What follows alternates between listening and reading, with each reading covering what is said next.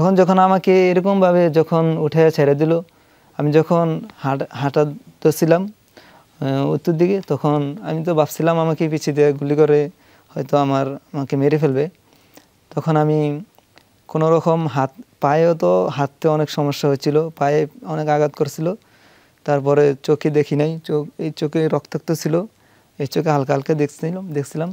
তারপর কোনো রকম হাঁটতে আমি যখন ছাত্র জনতার কাছে যাই, ওনারা তখন আমাকে ধরাধরি করে, তখন আমাকে নিকটবর্তী এক হসপিটাল নিয়ে যায়।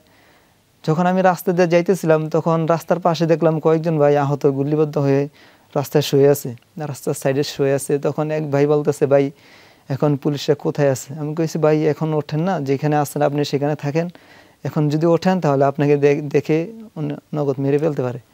তখন একজনকে আমি এটা বলেছিলাম। তখন আমি যখন ছাত্র জনতার কাছে গেলাম, তখন ছাত্র জনতা আমাকে দরাদরি করে নিকটতম হসপিটাল নিয়ে যায়।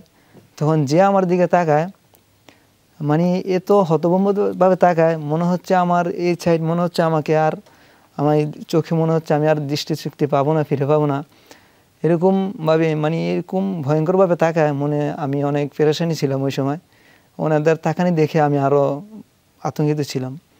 তারপরে যখন নিকটতম হসপিটাল নিয়ে যাওয়ার আগে আমাদেরকে 2-3 জনকে একটা প্রাইভেটে ওঠানোর পর তখন আমাদের নিকটতম হসপিটাল নিয়ে যায়। ওখানে যারা একটু আহত, যারা হাতে পায়ে গুলি লাগছে, ওনাদের ট্রিটমেন্ট করে।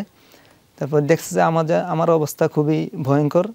তখন ডাক্তার বলতেছে যে ওনাকে ঢাকা মেডিকেল নিয়ে যেতে হবে, ওনার গার্জিয়ান ডেকে নাও। এখনও তো আমার কেউ ছিল না। তারপর প্রায় ওই হসপিটালে আধা ঘন্টার মতন ছিলাম। তারপর এক ছাত্র ভাই, উনি আমাকে দেখছে যে আমার গার্জিয়ান নেই, আর ওই সময় আমি কথা বলতেও পারতেছি না। আমার জ্ঞান ততটুকু, মানে আমি বলতে পারবো যে আমি এরকম জায়গায় আছি, হসপিটালে আছি, আর ওনারা যা বলতেছে আমি কিছুটা শুনতে পাইতেছি। তখন আমাকে এক ছাত্র ভাই, উনি যাত্রাবাড়ি কামিল মাদ্রাসায় পড়ে, উনি আমাকে ধরাধরি করে ঢাকা মেডিকেল নিয়ে যাওয়ার উদ্দেশ্য করছে।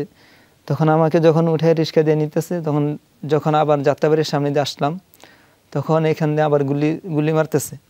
তখন ওই ছাত্র ভাই বলতেছে, ওনার সাথে আরও 2-3 জন ছিল, রিক্সা করে আমাকে শোয়ে নিতেছে। তখন ওনারা বলতেছে, মাথা নিচু করে রাখো, হয়তো গুলি লাগতে পারে। ওই সময় দেখলাম যে গুলির অনেক বিকট আওয়াজ শোনা যাচ্ছে। তখন ওনারা অনেক সতর্কতার সাথে আমাকে ঢাকা মেডিকেল নিয়ে আসে। তখন প্রায় 20 মিনিটের মতন রিক্সায় ছিলাম।